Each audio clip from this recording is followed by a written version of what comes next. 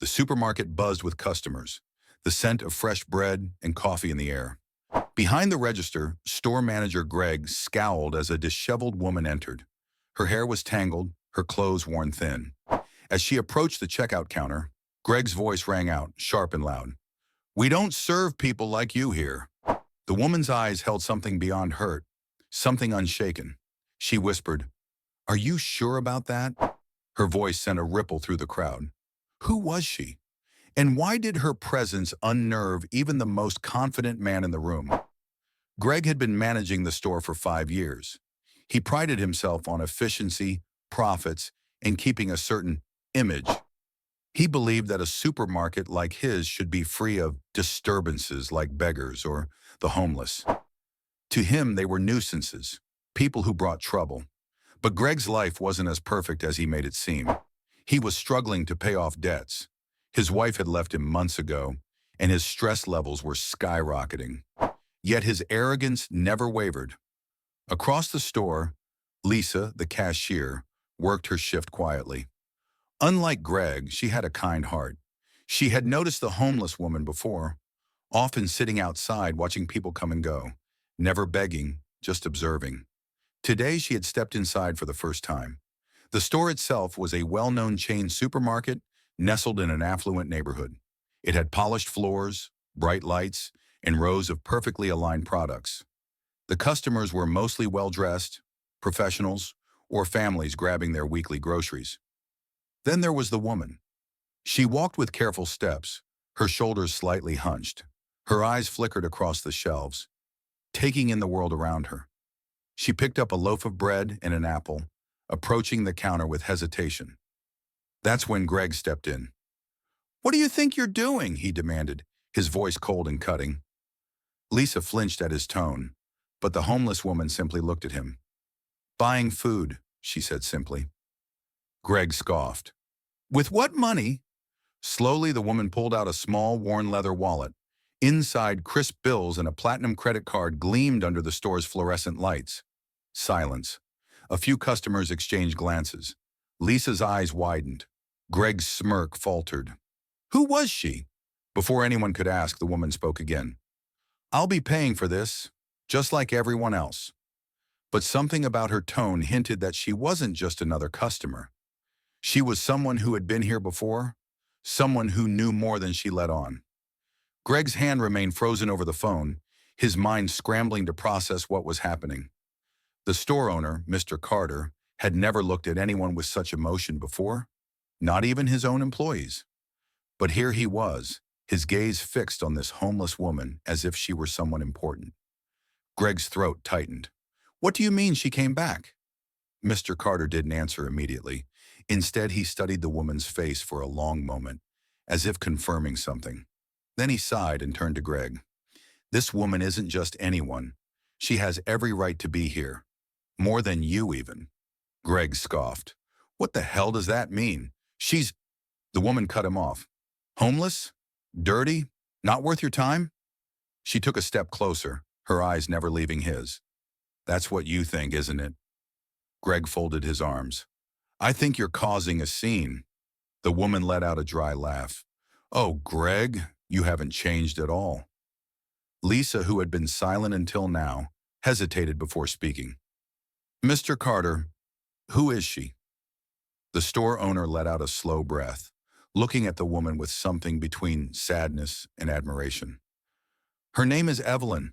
Greg frowned. That name rang a bell, but he couldn't place it. His frustration grew. "So? What's that supposed to mean to me?" Evelyn's expression darkened. "It should mean a lot, Greg, because you owe me everything." A few customers audibly gasped. Lisa's eyes widened, her gaze darting between them. "Owe you?" she echoed. "Greg, what is she talking about?" Greg's heart pounded. He had spent his entire career building his reputation as a tough, no-nonsense manager. He didn't like surprises, and he certainly didn't like being accused of something he didn't remember. "This is ridiculous," he muttered. "I don't owe anyone." "You don't remember me, do you?" Evelyn's voice was eerily calm, cutting through his protest like a knife. Greg opened his mouth, then shut it. because suddenly he did remember something. Years ago, a different time, a different life. A young woman barely out of college walking through these very aisles, not in rags, not with dirt on her skin, but in an expensive suit. She had been important. People had respected her. Greg's stomach twisted. Evelyn watched as realization flickered in his eyes. "There it is," she murmured. "You do remember." Lisa looked between them. "Greg?" she asked cautiously. "Who is she?" Greg swallowed hard. He didn't want to say it, but Evelyn said it for him. "I used to own this store." Gasps rippled through the crowd. Lisa nearly dropped the receipt in her hand. Greg took a step back. "No," he muttered. "That's not possible. Mr. Carter owns this store." Mr. Carter sighed. "I bought this store, Greg. But before that, Evelyn was the rightful owner. She built it from the ground up." Evelyn nodded. "And I was damn good at it." Greg felt like the ground was shifting beneath him. "If that's true, then what happened? Why are you—" He gestured to her appearance. "Like this?"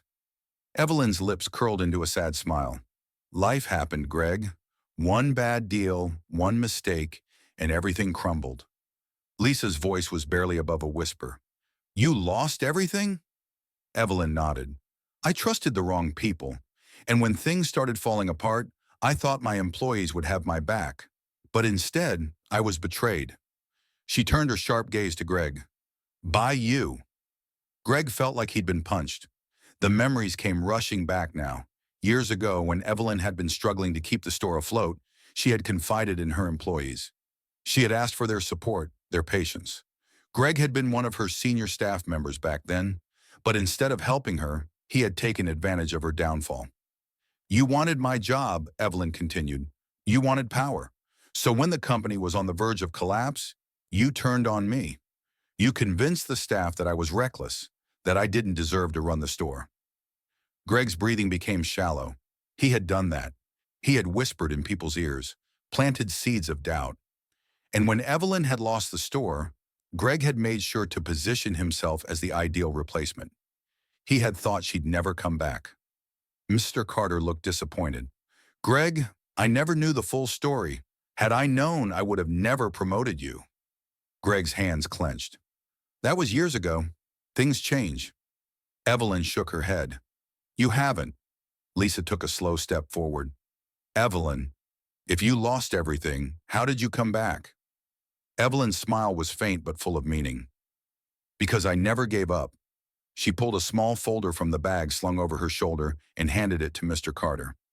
"This is proof that I still own a percentage of this business. When I lost everything, I made sure to hold on to whatever I could. And now, I'm taking back what's mine." Greg's face drained of color. "That's impossible." Mr. Carter flipped through the documents, his eyes widening. "These are legitimate." He turned to Evelyn. "What are you asking for?" Evelyn's gaze flickered to Greg. "Justice." A heavy silence filled the store. Lisa exhaled. "You're here to take your position back." Evelyn nodded. "I want my store. And I want Greg out." Greg exploded. "You can't do that." Evelyn didn't flinch. "Watch me." Mr. Carter looked troubled. "Greg, if this is all true, then I have no reason to keep you on board." Greg's breathing was harsh, frantic. His mind raced for an escape.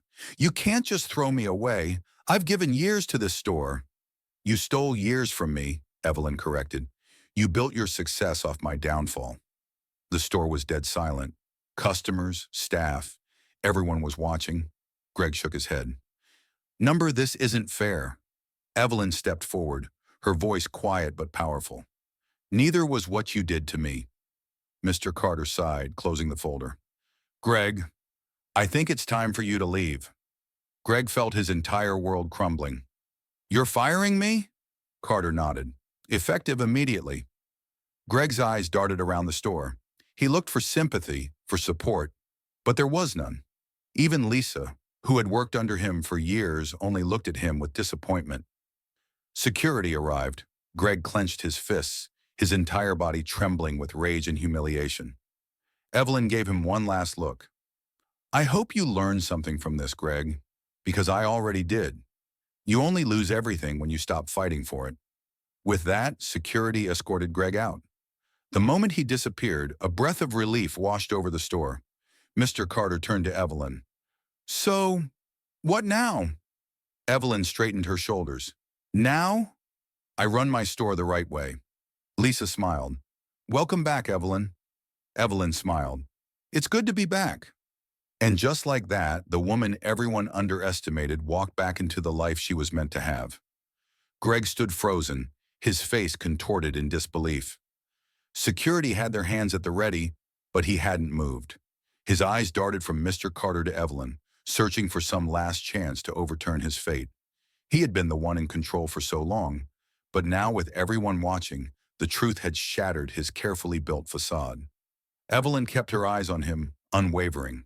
There was no trace of pity, no hesitation, just resolve. Get out, Mr. Carter said again, his voice firmer. Greg's fists clenched. You're making a mistake. This store needs me. You think she can just waltz back in after all? These years and— Enough, Evelyn cut in.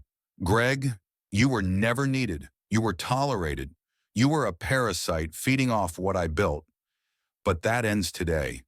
Greg's face turned red. You're lying. I made this store successful. A voice interrupted from behind the counter. She's right.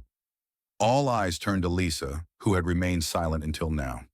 Greg's head snapped toward her. Lisa took a deep breath, gripping the counter as she gathered her courage. I've worked here under you for years, Greg. And the truth is, you didn't build anything. You bullied people. You took credit for things you didn't do, and you made this place miserable. Gasps rippled through the store. Other employees exchanged glances, hesitant but nodding in agreement. Greg let out a sharp laugh. Oh, so now you all turn on me? After everything I've done? Evelyn stepped forward. It was never yours to begin with, Greg. Greg turned to Mr. Carter, desperate now. You need me. She's been gone for years. She doesn't understand how this place runs anymore. Mr. Carter exhaled. She understands more than you ever did. And even if she didn't, I'd rather trust someone who cares about this place than someone who only cares about themselves. Greg's shoulders heaved. He looked around, searching for even a single person who would back him. But no one spoke. No one defended him. His breathing grew shallow. For the first time, he wasn't the one in control. Security took a step forward. Sir, you need to leave. Greg hesitated for one last second. Then in a burst of anger, he grabbed the closest thing he could, a glass jar from the counter, and hurled it toward Evelyn. A gasp shot through the crowd, but Evelyn was ready. With a swift step to the side, she dodged the jar. It shattered against the tile floor, the sound ringing through the silence. Before Greg could do anything else, security grabbed his arms. Let me go, he shouted, struggling. You can't do this. Evelyn watched as they restrained him. Her voice was calm but edged with steel. You did this to yourself, Greg. Greg's eyes burned with fury, but he had lost. There was nothing left to fight for. Security began dragging him toward the exit. As he was pulled away, he spat. This isn't over. You'll fail. You'll ruin this place like before. You need me. The doors slammed shut behind him. And then silence. Evelyn let out a slow breath. She hadn't realized how much tension she'd been holding until now. Lisa's voice was soft. Are you okay? Evelyn nodded. Better than I've been in a long time. A murmur rippled through the employees. For the first time in years, it felt like something had shifted, like a weight had lifted from the store. Mr. Carter turned to Evelyn. So, what now? Evelyn looked around, taking in the store she had built, the people who had suffered under Greg's rule. We rebuild, she said. Lisa smiled. Where do we start? Evelyn grinned. First, we fix the damage Greg did. We make this a place people actually want to work at. Murmurs of agreement spread through the employees, and just like that, the transformation had begun. Evelyn was home. Greg's world was unraveling before his eyes. He stood in the middle of the store, chest heaving, fists clenched. This wasn't how things were supposed to go. He was the one in control. He was the one who gave orders.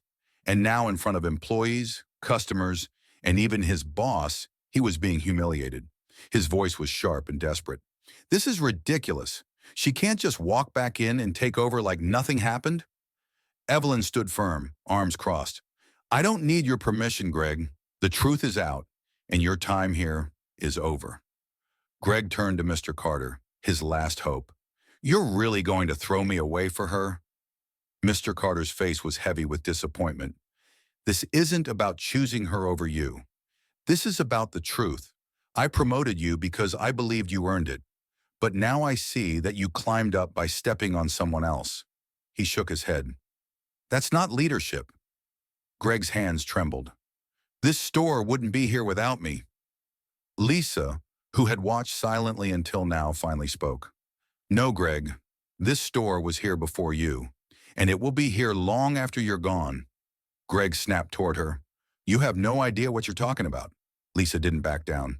Actually, I do. I've worked under you for years, and I've seen what you do, how you take credit for others' ideas, how you treat employees like garbage. We all just went along with it because we were afraid. She glanced at Evelyn. But not anymore. A murmur of agreement swept through the staff. Some nodded. A few even took a step closer to Evelyn, as if making a silent statement of allegiance. Greg's face turned red. He looked around, searching for someone to back him up. But there was no one. His voice wavered. You all think she's some kind of savior? She failed. She lost everything once. She'll do it again. Evelyn tilted her head. Maybe I did fail, but I learned.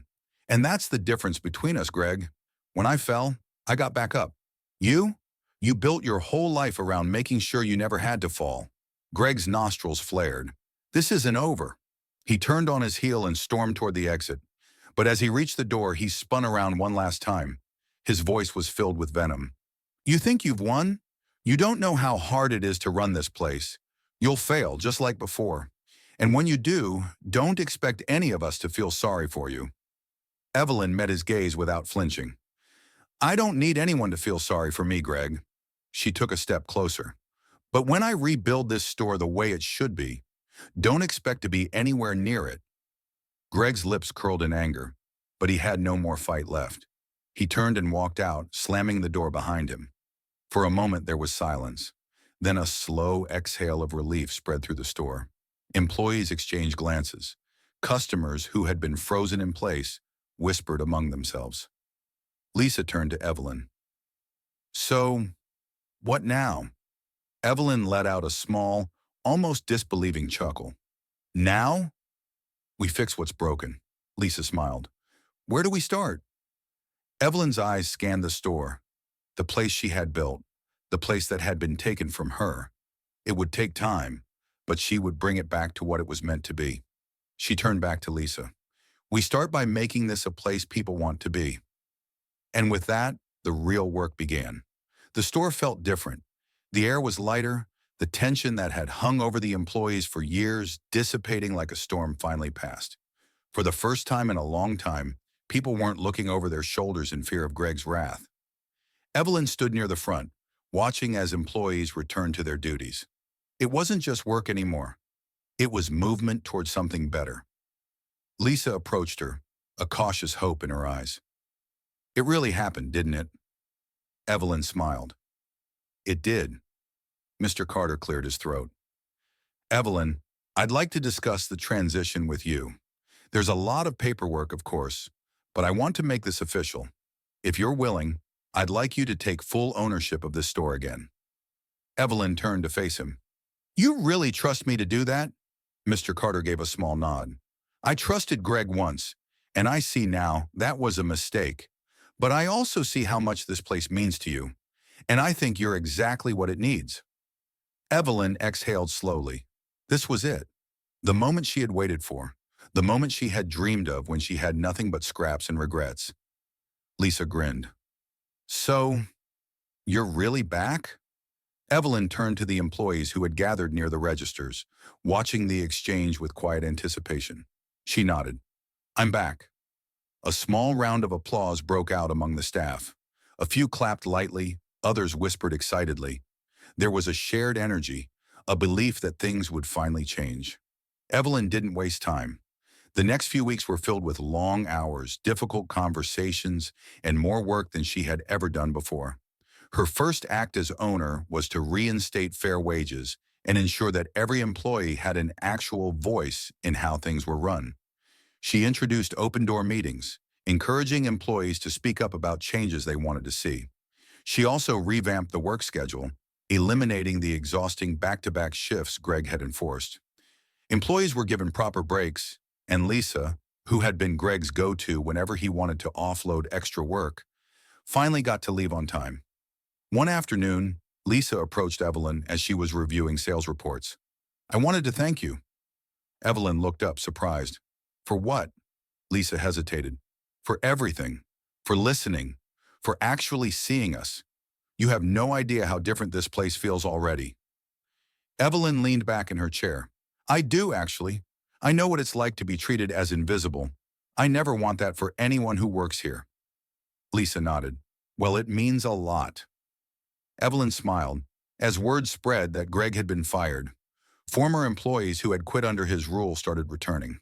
People who had been driven away by his toxicity saw that the store was under new leadership, better leadership, and wanted to be part of it again. One such person was Jordan, a young stock clerk who had left after Greg had humiliated him in front of customers. He approached Evelyn cautiously one morning. "I don't know if you remember me," he started. Evelyn did. She had read the old employee records, learned about the high turnover rate under Greg, and saw how many good workers had been lost because of him.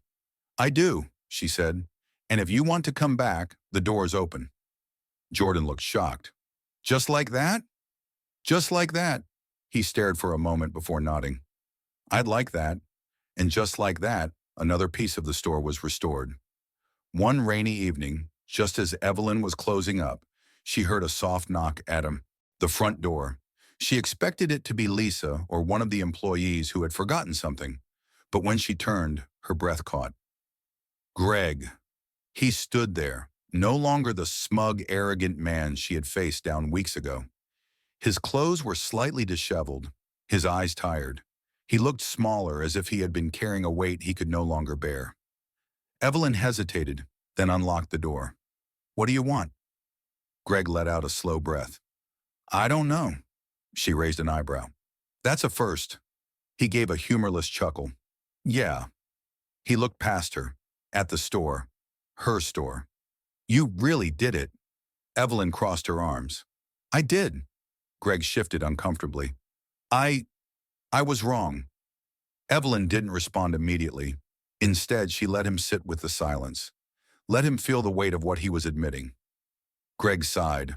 "I don't expect you to forgive me. I don't even know if I deserve that. But I needed to say it. You were right. I built my career on fear, and I thought that made me strong. But I see now that all it did was make me alone." Evelyn studied him. He wasn't looking for redemption. He wasn't here to beg for his job back. He was simply here because he had nothing left, and for the first time, he was owning that. She let out a breath. "Greg, you had every opportunity to be better. You had power, and you chose to use it to hurt people." "I know." His voice was quiet. "And now I have to live with that." Evelyn nodded. "Yes, you do." Greg swallowed hard. "Goodbye, Evelyn." He turned and walked away, disappearing into the rain. Evelyn stood there for a long moment before locking the door behind her. Some wounds healed, some simply remained as lessons.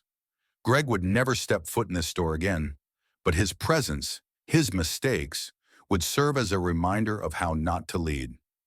Months passed, and the store continued to thrive. Sales increased, but more importantly, the employees were happy. Customers noticed the difference, returning not just because the store had good products, but because it felt different. Evelyn stood at the entrance one evening, watching as employees chatted while they stocked shelves, as Lisa laughed with a customer, as the lights of her store glowed warmly against the evening sky. She had fought her way back. She had earned this. And as she turned off the lights and locked up for the night, she knew one thing for sure. This time, she wasn't going anywhere. Leadership isn't about power. It isn't about control. It's about people and about listening, about building something that lasts, not through fear, but through respect. Greg had led through intimidation, and he lost everything.